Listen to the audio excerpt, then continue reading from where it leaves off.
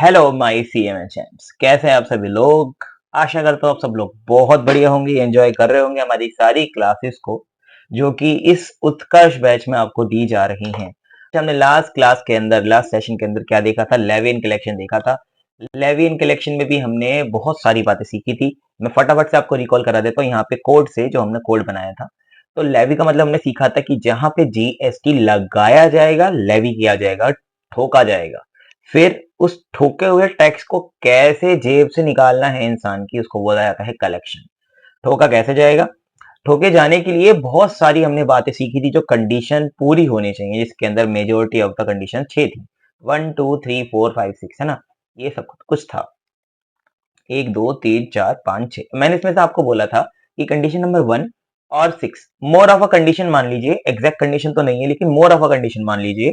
मैंने बोला था 1 और 6 मैं आपको कराऊंगा एक समय के बाद, क्योंकि 1 के ऊपर तो हमारा चैप्टर ही है, एंड बचा वो जो 6 है, 6 हमारा चार्ज ऑफ जीएसटी में कवर होगा एक सेपरेट चैप्टर में। फिर हमने इसका एक कोड बनाया था, ST3FIR। एस फॉर सप्लाई होना चाहिए सबसे पहले तो। सप्लाई किसका, टैक्सेबल गुड्स का, टैक्सेबल टेरिटरी में टैक्सेबल पर्सन के द्वारा। ये 3 टी बन गए, टी क्यूब। ठीक है। एफ आई आर का मतलब क्या हो गया, या तो फॉरवर्ड चार्ज हो या तो रिवर्स चार्ज हो। F forward charge, R reverse charge, I for inter हो या इंट्रा हो, कोई फर्क नहीं पड़ता। 6 कवर हो गए। कलेक्शन में ये था कि रजिस्टर्ड पर्सन टैक्स कलेक्ट करेगा, पे करेगा। किस पे कलेक्ट करेगा, टैक्सेबल वैल्यू पे कलेक्ट करेगा। कहाँ कलेक्ट करेगा, प्लेस ऑफ सप्लाई में कलेक्ट करेगा। कब कलेक्ट करेगा और पे करेगा, टाइम ऑफ सप्लाई पे। देन लास्ट में वो टैक्स इनवॉइस बना के कंज्यूमर को देगा, जिसके थ्रू वो कलेक्ट करेगा, and payment finally GST return के द्वारा कर दी जाएगी। फिर हम लोग गुड्स एंड सर्विसेज की डेफिनेशन के ऊपर आए थे, जिसके ऊपर हमने काफी अच्छा खासा समय लगाने के बाद इन दोनों चीजों को समझा था कि गुड्स की डेफिनेशन सेक्शन नंबर 252 में दी हुई थी और सर्विसेज की 2102 में दी हुई थी। अब 252 में जो डेफिनेशन दी हुई थी उसमें लिखा था every kind of movable property other than money and security. तो हमने ये चीज सीखी थी कि इसके अंदर मनी और सिक्योरिटी नहीं आता। मनी के हमने सीखा था अंदर कि सारा वो मनी जो एक लीगल टेंडर है या नेगोशिएबल इंस्ट्रूमेंट है या ऐसी कोई भी चीज जिससे अपनी लायबिलिटी डिस्चार्ज कर सकते हैं या एज अ कंसिडरेशन यूज कर सकते हैं। हाँ सर। सिक्योरिटी में हमने देखा था शेयर, बॉन्ड, डिवेंचर वगैरह सब कुछ इसके अंदर ही आते हैं। ठीक है। इसके बाद ये लिखा था शैल इंक्लूड एक्शनेबल क्लेम्स। फिर हमने बोला था कि एक्शनेबल क्लेम का हम लोग एक अलग से सेशन रखेंगे, जिसमें हम लोग केवल एक्शनेबल क्लेम की बातें करेंगे, because it is a matter of understanding more than goods. तो गुड्स अपनी जगह, एक्शनेबल क्लेम अपनी जगह। लेकिन हाँ, हमने ये जान लिया था कि गुड्स की डेफिनेशन में एक्शनेबल क्लेम आते हैं। ठीक है। फिर हमने ये सीखा था कि ग्रोइंग क्रॉप्स, ग्रास वगैरह भी इसके अंदर आता है। हमने ये भी जाना था कि मूवेबल प्रॉपर्टी कौन सी होती है, जो इमूवेबल नहीं होती। इमूवेबल नहीं होती वो प्रॉपर्टी जो मूवेबल होती है। इमूवेबल प्रॉपर्टी के बारे में ये जाना था कि जो लैंड से अटैच है, मतलब अर्थ से अटैच है, उसका एग्जांपल में लैंड देखा था। लैंड के ऊपर जो भी स्ट्रक्चर है वो भी इमूवेबल है। उस स्ट्रक्चर के अंदर कुछ फासन है, मतलब कसा हुआ है, वो भी इमूवेबल है। हमने ये सारी चीजें देखी हुई है ना, ये सारी बातें हमने लास्ट क्लास में अपनी करी थी कि फासन कुछ चीज है तो वो भी इमूवेबल है। फिर हमने देखा था कि सर लेकिन जो घास उगती है या अदर थिंग्स अटैच टू और forming part of the land है, ठीक है, क्या उनको भी इमूवेबल मान लिया जाएगा? मैंने कहा हाँ मान लिया जाएगा, लेकिन अगर ये कॉन्ट्रैक्ट किया गया है सप्लाई से पहले या सप्लाई के कॉन्ट्रैक्ट में लिखा हुआ है कि उनको काट के बाहर निकाल दिया जाएगा, जब काट के बाहर निकाला जाएगा, अलग कर दिया जाएगा, सेपरेट कर दिया जाएगा, तो फिर वो गुड्स बन जाएंगे। जब तक जुड़े हैं जब तक तो उसी का हिस्सा है, जब सेपरेट हो जाएंगे तो गुड्स बन जाएंगे। तब इसमें हमने समझा था कि services are those things which are not goods. Goods जो नहीं है वो सर्विसेज हैं, लेकिन इसके अंदर कुछ एक्टिविटीज आएंगी, जैसे यूज ऑफ मनी। अब यूज ऑफ मनी क्या होता है कि पैसा यूज करने के लिए अगर हम किसी और को पैसा दें, सर ये क्या बात थी, मैंने आपको बताया था ना, जैसे मान लो आपने किसी और को पैसा दिया कि आप मेरा ये पैसा किसी और के पास ट्रांसफर कर दो। हाँ सर बिल्कुल याद आ गया, कन्वर्जन ऑफ मनी, फॉरेक्स के ट्रांजेक्शन कोई कर रहा है, आपसे कमीशन ले रहा है, उसके ऊपर सर्विस चार्ज ले रहा है, वो सब टैक्स हो। तो मोटी मोटी बात यह है यार, अगर पैसा है, जैसे मैंने 10 रुपए लिया और आपको दे दिया, ये एक हो गया कंसिडरेशन पेमेंट, तो इसके ऊपर जीएसटी नहीं लगता। लेकिन इस कंसिडरेशन पेमेंट के साथ में अगर मैं कुछ और भी कर रहा हूं जहां पे ये सेकेंडरी हो जाए और वो प्राइमरी हो जाए, तो वहां पे फिर जीएसटी लग जाएगा उस प्राइमरी वाली एक्टिविटी पे, इस पे नहीं लगेगा। जैसे मैंने आपको बताया था ना, अगर मैंने पैसा 50,000 रुपए का चेंज कराया, यहां से रुपी में डॉलर में कराया, तो उसका कन्वर्जन चार्ज लगा, उस कन्वर्जन चार्ज पे जीएसटी है, इस मनी पे जीएसटी नहीं है। ठीक है जी। इसके बाद हमने ये भी देखा था कि स्टॉक एक्सचेंज की जो ट्रांजेक्शन कराते हैं बंदे, वो जो करवाने के लिए अपनी फीस लेते हैं, प्लेटफॉर्म फीस या किसी के भी नाम से, वो भी एक सर्विस है। सिक्योरिटी तो सर्विस का हिस्सा नहीं है, लेकिन उसके लिए करी गई सर्विसेज एक्स्ट्रा, वो तो सर्विस का हिस्सा है। तो हमने ये बात जानी थी कि money and securities are neither a part of goods nor a part of services. Okay sir, लेकिन हमारी बात यहां तक तो अभी अधूरी ही रह गई कि एक्शनेबल क्लेम पार्ट तो होते हैं गुड्स का, लेकिन आपने ये नहीं बताया था कि एक्शनेबल क्लेम क्या होते हैं। ठीक है, तो आज हम लोग इसलिए यहाँ पे इकट्ठे हुए हैं, जुड़े हैं, ताकि हम लोग एक्शनेबल क्लेम के बारे में सीख सके। तो मैं आपको एक्शनेबल क्लेम इस तरह सिखाऊंगा आज कि आप जिंदगी में कभी नहीं भूलोगे कि एक्शनेबल क्लेम होते क्या है। फटाफट से हेडिंग डाल लीजिए अपनी कॉपी में, ये आपको नोट करना है, नोट्स का हिस्सा नहीं है। ठीक है, ये आपके इस वाले नोट्स का हिस्सा नहीं है जो आपको मिलने वाले हैं, जो आपको या तो आप ले चुके हैं या तो मिलने वाले हैं, तो ये इसका हिस्सा नहीं है। ये हिस्सा है हमारे इन नोट्स का, जो उसको हम लोग क्लास नोट्स बोल सकते हैं फॉर अ टाइम बिंग। ठीक है, इसके अंदर मैं आपको एक्स्ट्रा चीजें लिखवाऊंगा, जहां जहां जरूरत होंगी तो आप एक कॉपी बना के रखिएगा अपनी, जहां पे आप ये चीजें लिखेंगे। Now what is actionable claim? तो एक्शनेबल क्लेम की डेफिनेशन जीएसटी में अलग है और बाकी एक्ट्स में अलग है, तो हम लोग वो बेस डेफिनेशन पकड़ते हैं जो बाकी एक्ट में दी हुई है, सो डेट जब हम लोग ट्रांसलेट करेंगे उस एक्ट की डेफिनेशन से इस एक्ट की डेफिनेशन में, मतलब जीएसटी में। समझो, जो भी एक्ट आता है वो अपनी डेफिनेशन देता है हर एक चीज की। If it is different from other acts, जैसे कॉन्ट्रैक्ट एक्ट के अंदर एक चीज अलग तरह डिफाइंड है सिर्फ कॉन्ट्रैक्ट के लिए, वही सेम चीज इनकम टैक्स एक्ट में अलग तरीके से डिफाइंड है फॉर इनकम टैक्स पर्पस।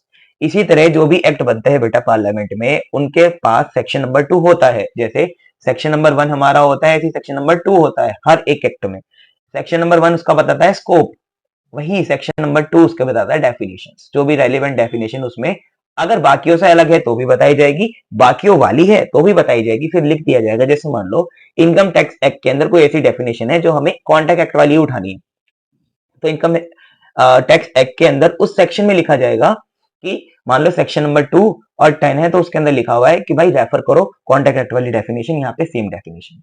ये मैंने एक एग्जांपल दिया, 210 में ऐसा कुछ है नहीं स्पेसिफिकली। ठीक है सर, समझ में हमको आ गया। तो इसी तरीके से ही बाकी एक्ट्स में एक्शनेबल क्लेम को डिफाइन किया हुआ है ऑलरेडी। पहले हम वो समझते हैं, एक ही एक्ट है, ज्यादा नहीं है, उसके बाद ट्रांसलेट करेंगे जीएसटी की डेफिनेशन में। आपके अंडरस्टैंडिंग में करना चाहता हूं comprehensive, not limited to the examination. वैसे एक्शनेबल क्लेम 2 मिनट का टॉपिक है, आप रिवीजन वीडियो देखोगे, मैं भी जब रिवीजन वीडियो डालूंगा एग्जाम के पास, भाई मुश्किल से मेरे ख्याल से इसमें मैं 2 मिनट भी नहीं लगाऊंगा जब रिवाइज कराऊंगा। लेकिन अभी at the moment when you are understanding, you must grab all the puzzles and put it all together to learn a single topic। ये समझना आपको जरूरी है। चलिए, हम लोग लॉ की मदद ले रहे हैं इसमें। हमारे पास एक एक्ट है, transfer of property act. Transfer of property act. अब ट्रांसफर ऑफ प्रॉपर्टी एक्ट जो है, टोपा जिसे हम लोग शॉर्ट में बोलते हैं, टोपा। टोपा 1883, 1883 जो है हमारा टोपा, सॉरी 83 नहीं 82, 882 है जो, वो सारी प्रॉपर्टी के ट्रांसफर करने की बातों को करता है। ठीक है, तो उसके अंदर उसने एक्शनेबल क्लेम को भी डिफाइन किया under it section number 3।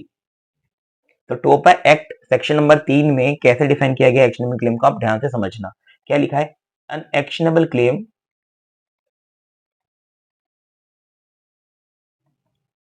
Is, actionable claim क्या होता है देखिए,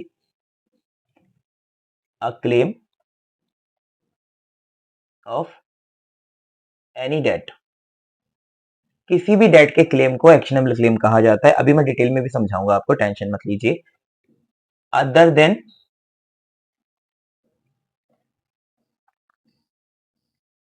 सिक्योर डेट। ठीक है, पहली बात तो इसने बोली, और एक बी में भी बात इसने बोली है, a claim to any beneficial interest in movable property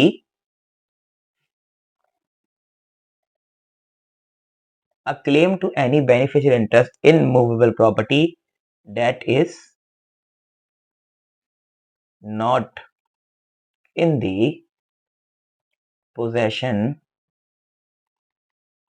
of the claimant। अब ट्रांसफर ऑफ प्रॉपर्टी एक्ट जो टोपा एक्ट वो बात क्या करता है, जितने भी प्रॉपर्टी ट्रांसफर होती है उन सारे ट्रांसफर की प्रोविजंस इसी से हम लोग लेते हैं।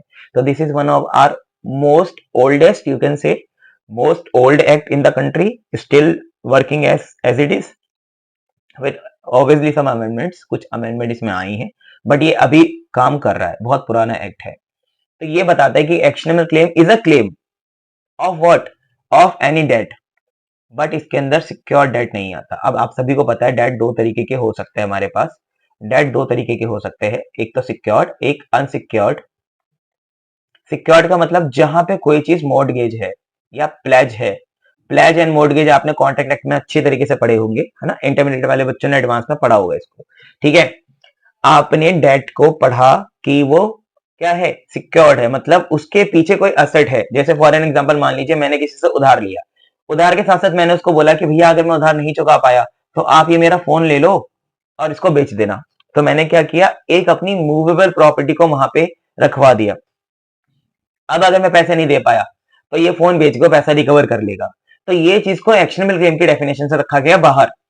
अदर देन सिक्योर्ड डेट, अगर आपका डेट सिक्योर्ड है विद एनीथिंग लाइक प्लेज और मोर्टगेज तो वो यहाँ पे नहीं आएगा। अनसिक्योर्ड डेट को कवर किया गया केवल एक्शनेबल क्लेम की डेफिनेशन में, ठीक है सर। इसके बाद एक चीज और एक्शनेबल क्लेम हो सकती है, a claim to any beneficial interest in movable property. मतलब कोई मूवेबल प्रॉपर्टी के अंदर भी अगर आप क्लेम करना चाहते हैं अपना इंटरेस्ट, बशर्त वो मूवेबल प्रॉपर्टी आपके पास पोजेशन में नहीं होनी चाहिए। तो क्लेमेंट मतलब जो क्लेम कर रहा है उसके ऊपर कि भाई ये मेरा अधिकार है इस प्रॉपर्टी के ऊपर जो मूवेबल है, उसके पास वो प्रॉपर्टी इन पोजेशन नहीं होनी चाहिए, उसको भी एक्शनेबल क्लेम बोला जाएगा। तो बेटा हम लोग एक्शनेबल क्लेम की डेफिनेशन को अभी तक क्या समझते हैं, तो actionable claim is a claim, actionable claim is nothing but a claim जो एक्शन से पूरा होगा। क्लेम मतलब हक जताना, तो हम लोग हक जता रहे हैं एक एक्शन के थ्रू, जो एक्शन क्या है, एक लीगल एक्शन है। अब मेरी बात आप समझे, तो लिटरल मीनिंग इसकी ये निकल के आती है कि एक्शनेबल क्लेम का मतलब हुआ हक जताना विद लीगल टर्म्स। तो लीगल तरीके से हक जमाना किसी भी चीज पे, या तो मूवेबल हो सकती है या तो कोई उधार का पैसा हक जमा के रिकवर करना लीगल तरीके से। Okay sir. सर लेकिन इसमें अनसिक्योर्ड डेट को ही क्यों रखा गया, कि जैसे मान लो मैंने किसी से पैसा उधार लिया, अब मैं उसको दे नहीं रहा वो पैसा, तो उसके पास राइट टू रिकवरी है ना। अगर कोई चीज गिरवी मैंने रखी होती तो वो उसको बेच देता, बट अभी वो क्या कर सकता है, अभी ही can only file a case upon me and it will be treated as a actionable claim. ठीक है, आपको एक्शनेबल क्लेम की डेफिनेशन समझ में आई एज पर टोपा। सर लेकिन हम लोग टोपा पढ़ी क्यों रहे हैं, हमें तो जीएसटी में पढ़ना ना। बेटा आप एक चीज समझिए कि जीएसटी बहुत बाद में आया। GST is a tax law which talks about revenue, taxation, taxability only. It does not give a clarity upon the topics that it is talking about. जैसे एक्शनेबल क्लेम के बारे में जीएसटी में ज्यादा कुछ नहीं लिखा हुआ कि एक्शनेबल क्लेम क्या होते हैं, तो हमें अदर सोर्सेज की मदद लेके इसको समझना पड़ेगा। और ये भी आप समझेंगे कि जीएसटी में जब एक्शनेबल क्लेम हम लोग पढ़ेंगे डेफिनेशन, तो वो इससे थोड़ी अलग है, लेकिन जो मीनिंग है वो सेम है। सर अलग क्यों है, फिर देखो मैंने बताया वो एक टैक्स लॉ है, वो एक टैक्स लॉ है, तो उसके अंदर एक बेसिक मीनिंग होगी ये वाली सेम टू सेम। इसके बाद वो ये भी बताएगा कि इसकी टैक्सेबिलिटी क्या है हमारे अंदर, मतलब जीएसटी में, ऑब्वियसली बात है। तो आप देखेंगे ना, तो एक्शनेबल क्लेम की जो डेफिनेशन जीएसटी में है ना, वो बिल्कुल ऐसे ही है, मतलब सेम टू सेम है। यही वाली डेफिनेशन आप मान लीजिए कि बिल्कुल यही वाली डेफिनेशन आपकी जीएसटी में भी है। आपको मैं पढ़ा देता हूँ कि जीएसटी में डेफिनेशन क्या है। देखिए जीएसटी में एक्शनेबल क्लेम की डेफिनेशन यहाँ नीचे दी हुई है, means a claim to any debt other than a debt secured by mortgage of. तो मॉर्टगेज मतलब वही है ना कि ये हो गया क्या, एक सिक्योर्ड डेट, चाहे वो किसी से भी सिक्योर हो, फिर वो एक सिक्योर्ड डेट होना चाहिए, चाहे सिक्योर्ड किसी से भी हो, मॉर्टगेज ऑफ इमूवेबल प्रॉपर्टी से हो, हाइपोथेटिकेशन से हो या प्लेज से हो, उससे फर्क नहीं पड़ता। बट आपको एक बात याद रखनी है, जो भी उसका पैसा है उसके पीछे कोई एसेट है, चाहे मूवेबल चाहे इमूवेबल हो, उसकी प्लेज हो चाहे मॉर्टगेज हो, लेकिन वो डेट सिक्योर्ड है। ठीक है, आगे to any beneficial interest in movable property. तो आप देख रहे हैं ये वही डेफिनेशन जो अभी हमने पढ़ी। सर ये अलग क्या है फिर इसमें, मैं वो भी चीज आपको बताता हूँ। इसलिए मैंने आपको बोला कि GST is a tax law. जो टैक्स लॉ हमने बनाया है उसमें हम लोग अपना पुराना लीगल फ्रेमवर्क भी यूज कर सकते हैं, बट क्योंकि जीएसटी एक टैक्स लॉ है एज इट इज यूज नहीं किया, क्योंकि इसमें हमें टैक्सेबिलिटी भी बतानी थी। अब जीएसटी जो है ना, वो एक्स्ट्रा क्या बताता है, उसके पहले थोड़ा एग्जांपल समझ लो एक्शनेबल क्लेम के, आपको और क्लैरिटी ताकि मिले कि एक्शनेबल क्लेम क्या होता है। जैसे मान लीजिए mister Ramesh lends ₹1000 to mister Suresh. इन्होंने पैसा उधार दे दिया सुरेश को, रमेश ने पैसा उधार दिया सुरेश को। ठीक है, अब आप एक बात बताओ, इसमें एक्शनेबल क्लेम क्या होगा? भाई ऐसी बात है, mister Z was a creditor of Mr. Ramesh. So he transferred his right to him to recover ₹1000 from Suresh. तो बेटा आप यहाँ पे क्या मेरी बात को समझे? आप मेरी बात को समझे कि भाई एक मिस्टर रमेश है जिनके पास एक अधिकार है, एक क्लेम है, आप मान लीजिए, जो वो किससे लेने वाले हैं? वो लेने वाले हैं मिस्टर सुरेश से ₹1000, उन्होंने उधार दिए हैं। अब मिस्टर जेड को रमेश को पैसा देना है, ठीक है? आगे समझिए, मैं इसको एक चार्ट समझाऊंगा आपको। देखो रमेश, यहाँ पे जेड है, जेड ने पैसा रमेश को दिया है, रमेश ने आगे पैसा किसको दिया है? सुरेश को। तो रमेश ने सोचा कि यार मैंने जेड से पैसा लिया है ₹1000, मैंने सुरेश को पैसा दिया है ₹1000, तो मैं क्या करता हूं, मैं बीच में से हट जाता हूं ना, इन दोनों को सेटअप करने देता हूं। तो रमेश ने अपना अधिकार जेड को ट्रांसफर कर दिया और बोला, जेड भाई तुम प्लीज जाके अपने ₹1000 सुरेश से ले लेना। सुरेश से बोल दिया कि तुम मुझे ₹1000 मत देना, आप जेड को दे देना। तो इसको बोला गया एक्शनेबल क्लेम बेटा। क्या बोला गया इसको? Actionable claim. और इसी चीज को गुड्स बोला जा रहा है, इसी चीज को क्या बोला जा रहा है? गुड्स बोला जा रहा है जीएसटी की डेफिनेशन में। जीएसटी की डेफिनेशन में जो गुड्स वाली है उसके अंदर लिखा हुआ है इंक्लूडिंग एक्शनेबल क्लेम। तो ये वाला एक्शनेबल क्लेम वहां पे डाला गया है, मतलब एक्शनेबल क्लेम का मतलब ये है, ठीक है? मैं एक और एग्जांपल देता हूं आपको, एग्जांपल नंबर 2। एक एग्जांपल और देता हूं मैं आपको, ठीक है? अगर मान लो मैं एक राइटर हूं, जैसे मेरी एक किताब है जीएसटी की और मैं उसका राइटर हूं, मुझे उसके ऊपर मिलती है रॉयल्टी, ओरिजिनल ऑथर्स को अपनी किताबों के ऊपर रॉयल्टी मिलती है। अब मान लो ये रॉयल्टी रिसीव करने का राइट मैं किसी और को ट्रांसफर कर देता हूं, तो बेटा ये भी एक एक्शनेबल क्लेम है। और जीएसटी की डेफिनेशन जो अभी तक हमारी अंडरस्टैंडिंग है उसके हिसाब से बेटा हमने ये पढ़ा है कि ये अभी तक की अंडरस्टैंडिंग के हिसाब से कि ये हमारे एक्शनेबल क्लेम्स हैं, तो मतलब ये हमारी गुड्स की डेफिनेशन में कवर है, ये गुड्स की डेफिनेशन में कवर है अभी तक की अंडरस्टैंडिंग में, ठीक है? दोनों एग्जाम्पल बहुत महत्वपूर्ण तरीके से आपको समझ में आ गए होंगे, बहुत अच्छी तरीके से आपको समझ में आ गए होंगे।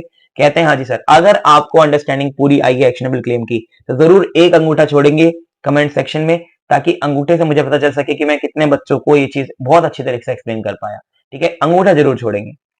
ओके सर, मैं क्या आपको कुछ और एग्जांपल भी दे दूं? जैसे मान लीजिए एग्जांपल नंबर 3 भी मैं कुछ और एग्जांपल दे देता हूं, एक्शनेबल क्लेम होते क्या है। ये बेसिक अंडरस्टैंडिंग आपके एकदम दिमाग में क्लियर कर देगी कि एक्शनेबल क्लेम क्या है। उसकी टैक्सेबिलिटी बेटा जीएसटी में है या नहीं है मैं बाद में बताऊंगा, अभी मैंने आपको सिर्फ ये बताया कि अभी तक जो हमने पढ़ा उसके हिसाब से गुड्स की डेफिनेशन में एक्शनेबल क्लेम आ रहे हैं। तो ये सारी चीजें जीएसटी के गुड्स की डेफिनेशन में कवर होनी चाहिए। टैक्स वगैरह की बातें अभी मैं बाद में करूंगा, पहले आप एक्शनेबल क्लेम को अच्छे से समझिए, तो जीएसटी में जब उतरेंगे तो सिर्फ जीएसटी की बातें करेंगे, ठीक है? अगर मान लीजिए मेरे पास एक एग्जांपल है, ए सीयूज बी, ए ने बी को सीयू कर दिया for a breach of contract. कोई कॉन्ट्रैक्ट हुआ होगा इनके बीच में और ए और बी के बीच में कॉन्ट्रैक्ट हुआ था और बी ने इसको तोड़ दिया, ब्रीच कर दिया, एंड रिसीव्स ₹5000। अब ये एक्शनेबल क्लेम था जो ए ने बी के ऊपर किया और बी ने उसको पैसा दिया। एक्शनेबल क्लेम का पैसा कितना मिला? 5000। इस पर्टिकुलर ट्रांजेक्शन को गुड्स की डेफिनेशन में कवर किया जा रहा है, जीएसटी की गुड्स की डेफिनेशन में कवर किया जा रहा है। हाँ सर, बहुत अच्छे समझ में आ गया हमको, अब हमको कोई दिक्कत नहीं है एक्शनेबल क्लेम में। आपने हमें 3 प्यारे प्यारे एग्जांपल समझाए, इससे ज्यादा हमें अंडरस्टैंडिंग एक्शनेबल क्लेम की जरूरत मुझे लगता नहीं है कि आपको पढ़नी चाहिए, क्योंकि एक्शनेबल क्लेम मैंने इतनी अच्छी तरह से आपको समझाए हैं जितनी अच्छी तरीके से आई थिंक कि कोई बच्चा अभी इस चीज को एक्सप्लेन नहीं कर पाएगा जो कहीं और से पढ़ाई कर रहा है या सेल्फ स्टडी कर रहा है। क्योंकि जब भी हम लोग सेल्फ स्टडी करते हैं वी गेट लिमिटेड, मतलब अगर आप बहुत क्यूरियोसिटी से पढ़ रहे हैं कि यार ये जो है एक्शनेबल क्लेम जीएसटी में क्या इसका कोई बैकग्राउंड भी रहा होगा पीछे, तो आप टोपा एक तक पहुंच जाओगे। लेकिन वैसे अगर आप खाली रिवीजन वीडियो देख के पढ़ रहे हो, या ये वाला बैच जैसे हमारा है Utkarsh batch, it is very detailed batch, मैं आपको पहले बोल चुका ये फास्ट ट्रैक बैच नहीं है। फास्ट ट्रैक होता भैया ऐसे चुटकी बजा के मैं एक्शनेबल क्लेम की टैक्सेबिलिटी खत्म करा देता आपके लिए, बहुत बड़ी टैक्सेबिलिटी नहीं है। अभी मैं टैक्सेबिलिटी पढ़ाऊंगा तो आप देखोगे कि टैक्सेबिलिटी में तो दम नहीं है, अंडरस्टैंडिंग में दम है, तो आप जीएसटी में आ जाते हैं जल्दी से, है ना? तो जीएसटी ट्रीटमेंट क्या होता है एक्शनेबल क्लेम का, ठीक है? तो अभी तो हमने पढ़ा कि as per section number 252 actionable claims are goods, अगर वो गुड हैं मतलब टैक्सेबल गुड्स हैं तो क्या उसके ऊपर जीएसटी भी लगेगा है। तो भाई यहां पे बीच में आ गया शेड्यूल नंबर 3। कौन आ गया बीच में सर? शेड्यूल। सर शेड्यूल क्या होता है बेटा? देखो अभी हम लोग सप्लाई के चैप्टर में बहुत सारे शेड्यूल पढ़ने वाले हैं। जीएसटी ने एक चीज और बोली कि actionable claim are not taxable under GST. जो भी एक्शनेबल क्लेम होते हैं वो टैक्सेबल जीएसटी में होते ही नहीं है, but specified actionable claims would be taxable. अब यहाँ पे गरारी फंस गई हमारी और जीएसटी डिपार्टमेंट की। पहले तो आपने मना कर दिया कि भैया एक्शनेबल क्लेम टैक्सेबल ही नहीं है, अब आप कह रहे हो स्पेसिफाइड एक्शनेबल क्लेम टैक्सेबल होंगे। तो उन्होंने बोला हाँ सॉरी गलती हो गई हमसे। जीएसटी डिपार्टमेंट ने बोला कि एक्शनेबल क्लेम हम लोग सारे तो यहाँ पे नहीं रख रहे हैं, लेकिन हम कुछ लिस्ट दे रहे हैं आपको, वो लिस्ट में जितने भी एक्शनेबल क्लेम आते हैं ना वो टैक्सेबल है। हमने कहा अच्छा अच्छा ये बात है कि आपने पहले बोला कि एक्शनेबल क्लेम गुड्स का हिस्सा है, हम मान गए। फिर आप बोल रहे हैं कि आप पुरानी बातें भूल जाओ और जो मैं आप बोल रहा हूं बस वो सुनो। क्या कि एक्शनेबल क्लेम तो टैक्सेबल है ही नहीं, लेकिन कुछ स्पेसिफाइड एक्शनेबल क्लेम्स हैं। स्पेसिफाइड मतलब जो लिस्ट हम दे रहे हैं आपको खाली वही टैक्सेबल है, अन्यथा इन लिस्ट के बाहर वाले सारे एक्शनेबल क्लेम्स टैक्सेबल नहीं माने जाएंगे जीएसटी के अंदर। सर जीएसटी में भी हम लोग वापस आ जाते हैं पढ़ने के लिए। मैंने एक्शनेबल क्लेम आपको नीचे दी है डेफिनेशन, ये वाली मैंने अच्छी तरह से समझा दी आपको। वही टोपा वाली डेफिनेशन इन्होंने पूरी यूज करी है, टोपा वाली एक्ट वाली पूरी डेफिनेशन इन्होंने यहाँ पे यूज करी है। इन्होंने लेकिन एक चीज और ऐड कर दी कि इसमें स्पेसिफाइड एक्शनेबल क्लेम्स ही टैक्सेबल होंगे खाली, ये जीएसटी ने ऐड किया। ओके, एक्शनेबल क्लेम्स इन्वॉल्व और by way of. Specified actionable claim क्या होते हैं? जो इन चीजों से रिलेटेड होते हैं। सर वो कौन कौन सी चीजें हैं देख लेते हैं। Batting, gambling, casinos, horse racing, lottery और ऑनलाइन गेमिंग। ये सारी चीजों से रिलेटेड जो भी एक्शनेबल क्लेम है। सर एक्शनेबल क्लेम का मतलब क्या होता है? जो किसी एक्शन से आप ले सकते हो। तो बैटिंग, बैटिंग मतलब मैंने कहीं पैसा लगाया, दूसरे बंदे ने भी लगाया, अब हो सकता है वो पैसा बढ़ जाए या घट जाए, बैटिंग ही तो है। गैम्बलिंग, कैसीनोज, हॉर्स रेसिंग, जैसे हॉर्स रेसिंग आप सभी को पता होगा, बहुत सारे हॉर्सेस भागते हैं रेस में, सब पे पैसा लगाया जाता है, एक बंदा जीतता है बाकी हारते हैं। This is also known as actionable claims. तो ये एक्शनेबल क्लेम जो है वो कवर है। टोपा बहुत ज्यादा बेसिक फ्रेमवर्क देता है लॉ का, लेकिन जीएसटी ने टैक्सेबिलिटी पे क्लैरिटी दी। आप समझे? अब लॉ हमारा और जीएसटी लॉ में क्या फर्क है भैया? लॉ टोपा एक्ट जो है उसने तो ऐसा कुछ नहीं बताया हॉर्स रेसिंग वगैरह, बट उसने हमारे दिमाग में क्लियर किया कि एक्शनेबल क्लेम क्या होते हैं। जीएसटी ने बताया कि जो भी आपने एक्शनेबल क्लेम पढ़े हैं उनमें से खाली ये वाले 6 एक्शनेबल क्लेम स्पेसिफाइड हैं और इन्हीं के ऊपर जीएसटी लगाया जाएगा। ये जीएसटी में कवर्ड है, कवर्ड इन जीएसटी। इसके अलावा सारे एक्शनेबल क्लेम बाहर हैं, जैसे इंश्योरेंस क्लेम। इंश्योरेंस क्लेम भी तो एक एक्शनेबल क्लेम है, तो क्या वो उसके ऊपर जीएसटी लगेगा जब उसका पैसा मिलेगा? नहीं बेटा, उसका पैसा मिलने पे आपको कोई भी जीएसटी पे करने की जरूरत नहीं है, क्योंकि हालांकि वो एक एक्शनेबल क्लेम है बट वो टैक्सेबल नहीं है। क्यों? क्योंकि वो इस लिस्ट में नहीं आता। तो अब से हमें याद रखना है कि हाँ, गुड्स की डेफिनेशन में एक्शनेबल क्लेम आते हैं बट टैक्सेबल खाली स्पेसिफाइड एक्शनेबल क्लेम्स होते हैं। स्पेसिफाइड एक्शनेबल क्लेम कौन कौन से हैं? Batting, gambling, casino, horse racing, lottery और ऑनलाइन गेमिंग। ऑनलाइन गेमिंग और ऑनलाइन मनी गेमिंग नया ऐड हुआ है, अभी अभी हमारा एकदम फ्रेश अमेंडमेंट से ऐड हुआ है, इस पे ज्यादा जोर देंगे, पहले ये नहीं था। तो अभी ऑनलाइन मनी गेमिंग और ऑनलाइन गेमिंग ऐड हुआ है, तो देख रहे हो आप सेक्शन भी बढ़िया बढ़िया है ए वाले। तो 280 नया सेक्शन आया, 280 ए, 280 बी। 280 ए बोलता है कि ऑनलाइन गेमिंग क्या है? Online gaming includes online money gaming, offering of game online और इलेक्ट्रॉनिकली ऑन नेटवर्क। जैसे आजकल लोग खेलते हैं ना बीजीएमआई, फ्री फायर, बहुत सारे आजकल बच्चे खेलते हैं छोटे वाले, है ना, या कोई भी ऐसा गेम जैसे लूडो, या कोई भी ऐसा गेम जो आप ऑनलाइन खेल रहे हो उसको बोला जाएगा ऑनलाइन गेमिंग। या तो इलेक्ट्रॉनिक नेटवर्क पर खेल रहे हो उसको ऑनलाइन गेमिंग बोला जाएगा। इसमें चेस भी आ जाएगा अगर ऑनलाइन खेल रहे हो तो। और ऑनलाइन खेल रहे हैं तो सर उससे क्या लेना देना जीएसटी वालों को? सर जीएसटी डिपार्टमेंट ने देखा कि आजकल ना लोग बहुत पैसा कमा रहे हैं लूडो खेल खेल के, लूडो खेल खेल के, उसके ऊपर कोई टैक्सेबिलिटी नहीं आती, क्योंकि हमने पहले बोला था कि खाली स्पेसिफाइड एक्शनेबल क्लेम्स ही कवर्ड है, और उसके अंदर ये कवर नहीं था। तो इनकम टैक्स के अंदर तो ये इनकम टैक्स हो रही थी, ये ऑनलाइन गेमिंग वाली 30% स्लैब रेट से इस फ्लैट, लेकिन यहाँ पे जीएसटी नहीं पे कर रहे थे वो। यार जीएसटी क्यों नहीं पे कर रहे तुम? फिर उन्होंने बोला यार जीएसटी इसलिए नहीं पे कर रहे क्योंकि आपने जो एक्शनेबल क्लेम की डेफिनेशन बताई है उसमें स्पेसिफिक एक्शनेबल क्लेम जो बताए हैं उसकी लिस्ट में ऑनलाइन गेमिंग है ही नहीं। तो हमने बोला लो भाई फिर हम एक्ट बदलते हैं, अपना पूरा का पूरा डेफिनेशन डालते हैं ऑनलाइन गेमिंग की। तो ऑनलाइन गेमिंग की डेफिनेशन आई, इसमें यह भी लिखा हुआ है कि online gaming includes online money gaming. Sir online gaming तो समझ में आया कि ऑनलाइन गेमिंग का मतलब कोई भी ऐसा गेम जो आप ऑनलाइन खेलते हो इलेक्ट्रॉनिकली वो ऑनलाइन गेम है। और वो गुड्स की डेफिनेशन के अंदर, मतलब सॉरी स्पेसिफाइड क्लेम के अंदर, स्पेसिफाइड एक्शनेबल क्लेम के अंदर पूरी तरह कवर है, उसमें कोई भी इफ एंड बट नहीं है। सर ऑनलाइन मनी गेमिंग क्या होता है? ऑनलाइन मनी गेमिंग को भी जीएसटी वालों ने डिफाइन किया हुआ है।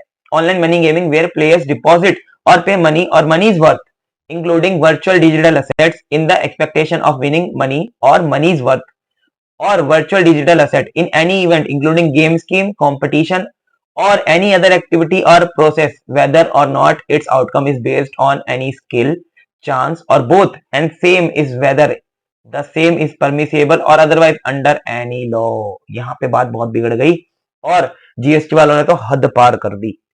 क्यों कर दी हद पार?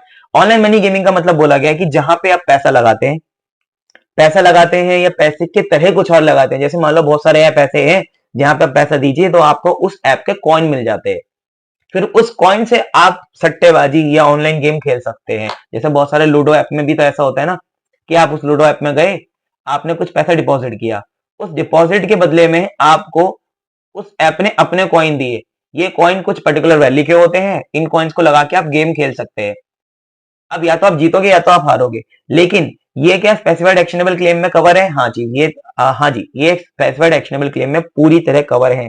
तो आपको एक बात याद रखनी है कि स्पेसिफाइड एक्शनेबल क्लेम में ये चीजें लूडो वाले गेम चाहे ऑनलाइन खेलो आते हैं।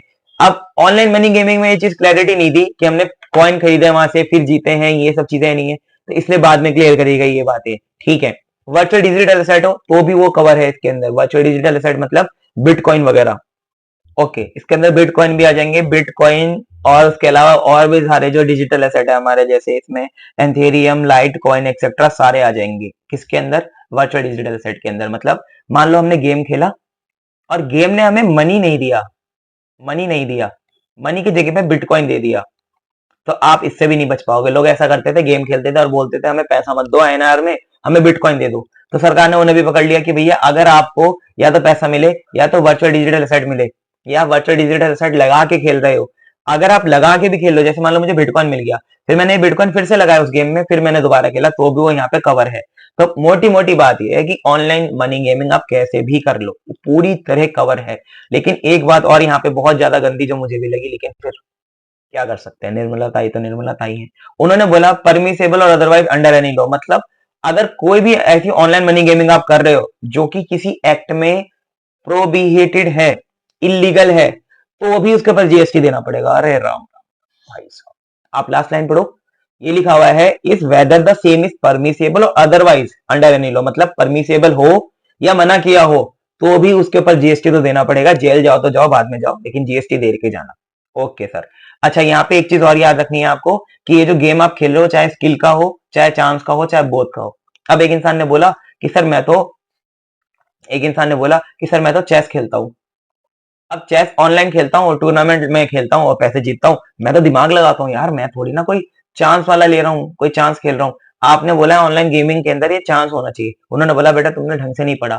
ऑनलाइन गेमिंग के अंदर ऑनलाइन मनी गेमिंग है, ऑनलाइन मनी गेमिंग के अंदर ये बात लिखी कि चांस हो चाहे स्किल हो, चाहे दोनों का कॉम्बिनेशन हो, वो चीज यहाँ पे कवर है स्पेसिफाइड एक्शनेबल क्लेम में। कहते हैं हाँ जी सर, हमको अब बहुत अच्छे से क्लैरिटी हो गई कि स्पेसिफाइड एक्शनेबल क्लेम्स कवर हैं और एक्शनेबल क्लेम सारे मतलब कवर नहीं है, सिर्फ वो कवर है जो स्पेसिफाइड है ना, जो स्पेसिफाइड है।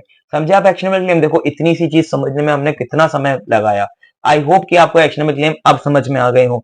अभी भी आपके पास कोई है डाउट? जैसे एक बच्चे ने मेरे को पूछा कि सर एनएफटी होता है आजकल एक, एनएफटी को क्या बोलते हैं? Non fungible tokens. ये क्या होते हैं?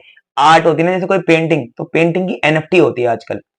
ये आपके लिए असेट है। एनएफटी मतलब मेरा अधिकार है उस डिजिटल आर्ट के ऊपर या आर्ट के ऊपर, इसको बोलते हैं non fungible tokens, NFT. NFT भी ऑनलाइन मनी गेमिंग में आती है। अगर आपको कोई गेम खेल के एनएफटी मिल रही है तो यार वो भी कवर है। ओके सर, ये सारी चीजें ना एक्सप्लेनेशन दी हुई है इनकम टैक्स एक्ट में, क्योंकि इनकम टैक्स एक्ट में नॉन डिजिटल वर्चुअल एसेट को डिफाइन किया हुआ है। अंडर सेक्शन बता दूं, अंडर सेक्शन 274A उसमें भी बताया हुआ है कि इनकम टैक्स एक्ट में सॉरी मैंने क्या बोलते हैं 270 74 नहीं शायद 47 होना चाहिए, हाँ 247 होना चाहिए। 247 ए में इनकम टैक्स में ये चीज डिफाइन है कि वर्चुअल डिजिटल एसेट क्या होती है इनकम टैक्स एक्ट 1961 में। उसमें सारी डिटेल आप पढ़ सकते हो एक्स्ट्रा, लेकिन वो पढ़ने की जरूरत नहीं क्योंकि हमें तो खाली स्पेसिफाइड एक्शनेबल क्लेम पढ़ने हैं। अगर वो स्पेसिफाइड एक्शनेबल क्लेम है तो वो जीएसटी में कवर्ड है, अन्यथा बाकी सारे स्पेसिफाइड एक्शनेबल क्लेम्स के मतलब अलावा जो भी क्लेम्स है वो इसमें कवर नहीं है। सर आप एक बार ये बता दोगे कौन कौन सी चीजें कवर नहीं होती? हाँ बेटा क्यों नहीं बताएंगे, आपको बहुत प्यार से बताएगी। जैसे हमने ऊपर आपको एग्जांपल दिया था ये वाले क्लास नोट्स में कि ये वाले जो एग्जांपल थे ना, ये वाले रमेश वाला ये कवर नहीं है, ये रॉयल्टी वाला कवर नहीं है, ये कवर नहीं है, तो आप समझ रहे हो बहुत सारे मैंने आपको एग्जांपल ऐसे दिए जो कवर नहीं है। लेकिन क्या कवर है? Lottery, batting, gambling, online gaming सारी चीजें इसमें कवर हैं। आई होप कि आपको मैं सारी चीजें समझा पाया। अगर अभी भी आपको कोई दिक्कत है, कोई दुविधा है तो आप मेरे से पूछ सकते हैं, कोई दिक्कत नहीं आएगी, मैं बता दूंगा। ठीक है, ये अमेंडमेंट वाली चीज मैंने आपको बता दी कि अभी ऐड हुई है हमारी। ठीक है, एक एग्जांपल और दे दूं आपको, एग्जांपल नंबर 4 और देख लो यार। मेरा ना मन नहीं मानता, मुझे हमेशा ऐसा लगता है कि यार मैंने कहीं कुछ कम तो नहीं पढ़ाया बच्चों को अपने, कहीं मैं ऐसा तो नहीं है कि अपनी जो मैंने शपथ ली है कि मैं सब बच्चों को ऐसा पढ़ाऊंगा कि उनको कभी कोई डाउट ना आए, उससे तो मैं कहीं नहीं भटक रहा। इसलिए मैं आपको एक एग्जांपल और दे देता हूँ। एग्जांपल नंबर 4 देख लीजिए। एक कंस्ट्रक्शन कंपनी आप समझते हैं ना, कंस्ट्रक्शन कंपनी जो जगहों को बनाती है, बिल्डिंग्स को बनाती है। ठीक है, अगर कंस्ट्रक्शन कंपनी ने अपना right to receive payment transfer कर दिया किसी और को, तो क्या वो एक्शनेबल क्लेम है? हाँ सर एक्शनेबल क्लेम है। क्या जीएसटी में कवर्ड है? नहीं सर, स्पेसिफाइड ही नहीं है। स्पेसिफाइड में क्या आता है? देखो गंदी चीजें थे केवल, तो जीएसटी वालों ने बोला हम लोग जीएसटी तो लगाएंगे लेकिन खाली गंदी चीजों पे, जैसे लॉटरी, बैटिंग, गैम्बलिंग, कैसीनो, इसमें लॉटरी भी आएगा, सारी चीजें आएंगी। लॉटरी लिखा तो है, लॉटरी, बैटिंग, गैम्बलिंग, कैसीनो सब आएगा। इसको याद कर लें एक बारी, याद करने का तरीका बनाते हैं फटाफट, इसको याद करते हैं कि क्या क्या स्पेसिफाइड एक्शन क्लेम में आती है। इसका बहुत प्यारा सा कोड मैंने आपके लिए बनाया है, आपको भी मजा आएगा। देख लीजिए, मैं इसका कोड जो है वो क्लास नोट्स में लिखवा रहा हूं आपको। ठीक है, इसका कोड क्या है? बीसीजी। बीसीजी सर, बीसी का मतलब बहुत क्यूट भाई, बहुत क्यूट, बहुत क्यूट। वैसे बहुत क्यूट है, लेकिन अभी जो हम लोग न्यूमेरिक में याद कर रहे हैं उसका मतलब कुछ और निकालेंगे, अभी रुक जाओ। बीसीजी, बीसीजी देखिए, मैं यहाँ पे लिख दूं आपके लिए, यहाँ पे लिख दूंगा तो आप ना मुझे बार बार उस पेज पे नहीं जाना पड़ेगा, वरना मुझे ना यहाँ पे से वहां पे बार बार जाना पड़ेगा, फिर आपको यहाँ पे वापस लेके आना पड़ेगा, तो वो काम में बहुत ज्यादा झंझट हो जाएगी। चलो यही लिख देता हूँ, यहाँ पे लिख देता हूँ BCG, BCG, BCG online horse racing में लॉटरी। ऐसे याद रखना है आपको। देखो बीसीजी का मतलब क्या है? बैटिंग, गैम्बलिंग और कैसीनो। बैटिंग, गैम्बलिंग, कैसीनो, इसमें आ गया बीसीजी, बहुत क्यूट जी, बहुत क्यूट का बी का मतलब हो गया बैटिंग, और सी का मतलब हो गया कैसीनो, जी का मतलब हो गया हमारा गैम्बलिंग। ऑनलाइन, ऑनलाइन मतलब इसमें आ जाएगा हमारा online gaming, horse, horse racing तो पूरा ही आ गया, में लॉटरी, लॉटरी पूरा ही आ गया। आपको ऐसे याद रखना है, बीसीजी ऑनलाइन हॉर्स रेसिंग में lottery, BCG online horse racing में लॉटरी। जब मम्मी आज खाना पूछने आए आपसे तो आप कहना मम्मी जी ऑनलाइन मनी गेमिंग में पिटो गया, रहने दो इस चीज को खत्म। देखो मैं नहीं चाहता कोई तुम में से पिटे, इसलिए इस चीज को यहीं छोड़ देते हैं। मम्मी से मत बोलना, दोस्तों से बोलना यार, दोस्त फोन करे तो हेलो मत बोलना, आज बोलना जैसे फोन करे हेलो मत बोलना, बोलना बीसीजी ऑनलाइन हॉर्स रेसिंग में लॉटरी। वो पूछेगा क्या, दोबारा बोलना। फिर जब 3 बार बोल चुके होगे, जब चौथी बार बताना कि भैया मैं तो जीएसटी पढ़ रहा हूँ सचिन सर से, और बढ़िया हमने इस चीज को याद किया कि स्पेसिफाइड एक्शनेबल क्लेम्स है हमारे, और हमें ये बात याद रखनी है। देखो ये गंदी चीजें हैं, सरकार जो गंदी चीजें होती है इसमें पैसा क्विकली कमाया जा सकता है ना, उसको यहाँ पे कवर करती है। ओके, एक्शनेबल क्लेम ने कवर कर लिया। देखो वैसे तो 2 ही पन्ने थे, 2 पन्ना क्या, एक ही पन्ना था, लेकिन कितना डिटेल में कवर किया ना। हाँ सर, बहुत डिटेल में कवर किया।